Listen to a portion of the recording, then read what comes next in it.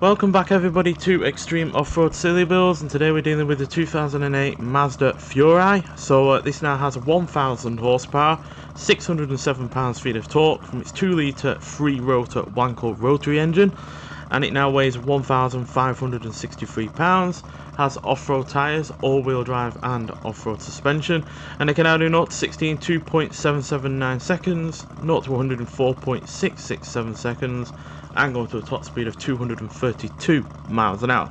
So yeah, this has by no means the same level of power as the Land Cruiser that was the first car in this series, as yeah, that had 270 extra horsepower, nearly 300 pounds-feet of extra torque, while also having a bigger engine that was turbocharged. But this weighs way less. You could get 2.5 of these for one Land Cruiser and still have some weight to spare, and it is faster in terms of acceleration. So this is going to be interesting to see whether or not an off-roader is going to be good for this series, or a car that you wouldn't typically see off-road. So yeah, let's see what's going to happen.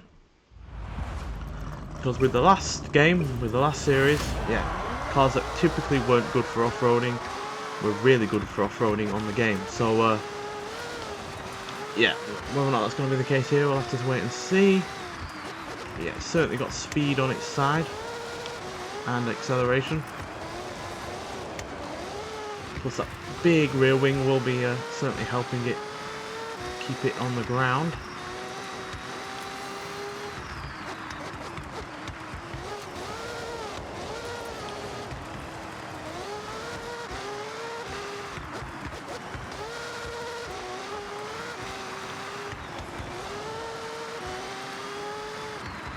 This is definitely probably one of the loudest cars that we're going to use on this series. Will it handle the jump well? Yeah, mostly a little bit nose heavy, but it handled it alright.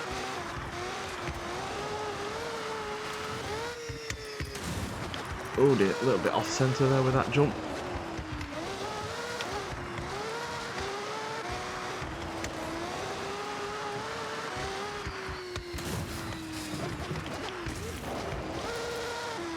Yeah, it's not the most precise kind of car for certain parts of this course, but yeah, just the sheer speed of this is definitely showing.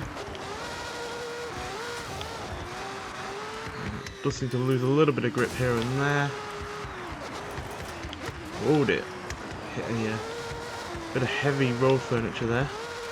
Really nearly put us off. So yeah, one part of that, this car that is going to be weak is the fact that if it does come across any road furniture, it is not going to deal with it all that well, being so lightweight.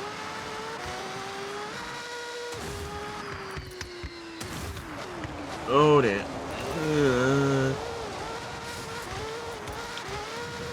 So yeah, I am going to keep mistakes in this series because there's a lot more room for them. In the previous series I did allow at least 3 rewinds, but that was purely because I was finding most cars were struggling for certain areas, and obviously there was cliffs that you could fall off of and the like, whereas that is not the case here. There are much wider margins for error, so we're going to keep in mistakes. But even with that mistake, that has done a fast time of 2 minutes 21.175, which is far quicker than the Land Cruiser, which managed a time of 2 minutes and 32.619. So yeah, just over 11 seconds quicker than that car. So yeah, it seems like fast cars that aren't typically meant for going off-road are going to do well here. But you know, as you saw with the car there, it wasn't perfect. It did struggle with a couple of the jumps. Some of the braking zones it did overshoot, and yeah, we nearly did lose the rear end at one point and spin out, so, or nearly did spin out. So yeah, it's not perfect by any means, and that's yeah, one hope with this series, with this course that I have created and chosen, is that yeah, not every car is going to be perfect, and that at the end of the day just makes things more interesting. So yeah, but that has shot to the top of the leaderboard, so yeah. But it's too early, quite frankly, to tell what is going to do well here and what isn't. For all I know, there's a rally car out there that's going to blast past the Furai and do even better. And whether or not we can crack the 2-minute mark is also going to be a bit of a challenge, I imagine. So yeah, but nonetheless, thank you for watching, and I'll see you in the next one. Bye.